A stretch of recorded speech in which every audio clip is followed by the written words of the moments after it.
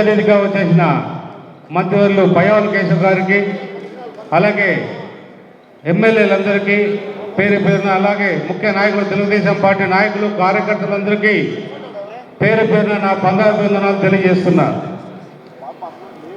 నేను మొదటిసారిగా మీ ముందు మహానాడు ముందు మాట్లాడే అవకాశం వచ్చినందుకు చాలా గర్వపడుతున్నా. చాలా సంవత్సరాల నుంచి కూడా మీరు పార్టీ కోసం కష్టపడుతున్నారు.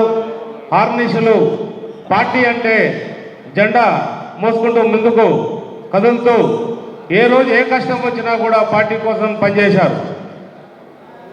మీరు చూశారు, గడిచిన 5 ఏళ్లలో 42 ఏళ్ళ నుంచి ఉన్న ఒక ఎత్తు అయితే గడిచిన 5 ఏళ్ళు మాత్రం ఒక ఎత్తుగా భావించాలి. ఈ 5 ఏళ్ళు పార్టీ ఎవరైతే గట్టిగా నిలబడి ఎవరైతే ముందుకు నడిపించారో నిజంగా వాళ్ళే చాలా గొప్ప నాయకులుగా మనం భావించాలి. అలాగే ఎన్నికల సమయంలో ఏదేమైనా కూడా భేదాభిప్రాయాలన్నీ పక్కన పెట్టి పార్టీ కోసం పనిచేసిన వాళ్ళు ఎప్పుడు కూడా మనం గుర్తించుకొని పార్టీ గుర్తింపు ఇవ్వాల్సిన బాధ్యత మనందరిపైన ఉంటుందని భావిస్తున్నా. ఏదేమైనా కూడా పార్టీ నాయకులకి, కార్యకర్తలను కాపాడుకునే బాధ్యత మా పైన ఉంటుంది. ఆ బాధ్యతని ఖచ్చితంగా స్వీకరిస్తున్నాం. ఖచ్చితంగా ఏ కష్టం వచ్చినా కూడా పార్టీ నాయకులకి, కార్యకర్తలకి తోడుగా ఉంటామని మీ అందరికి కూడా తెలియజేస్తున్నాం.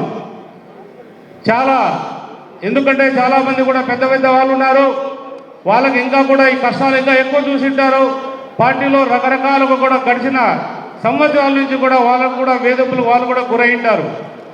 అవన్నీ నిజంగా మనం ఇప్పుడు దృష్టిలో పెట్టుకోవాలి. ఈ 5 ఏళ్ళు కాదు, రాబోయే 15 ఏళ్ళు కూడా మన చంద్రబాబు నాయుడు కానీ, నారా లోకేష్ బాబు గారు కానీ ముఖ్యమంత్రులుగా కొనసాగాలనేదే మనందరూ బాధ్యతగా భావించాలని మీ అందరికీ కూడా తెలియజేస్తున్నా. ఏదేమైనా కూడా మనమందరూ కూడా మహానాడిని దిగ్విజయం చేయాల్సిన బాధ్యత మనందరిపైన ఉంది. ఈరోజు మహానాడులో, మినీ మహానాడులో మా కళ్యాణదుర్గ ప్రాంతానికి సంబంధించిన కొన్ని తీర్మానాలు కూడా మన పార్టీ అధ్యక్షులకు ఇవ్వడం జరిగింది.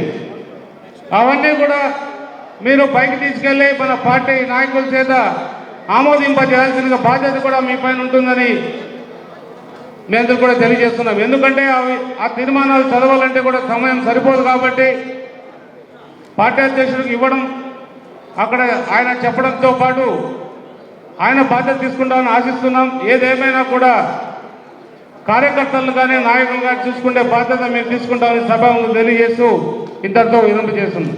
జై చంద్రబాబు, జై లోకేష్ బాబు.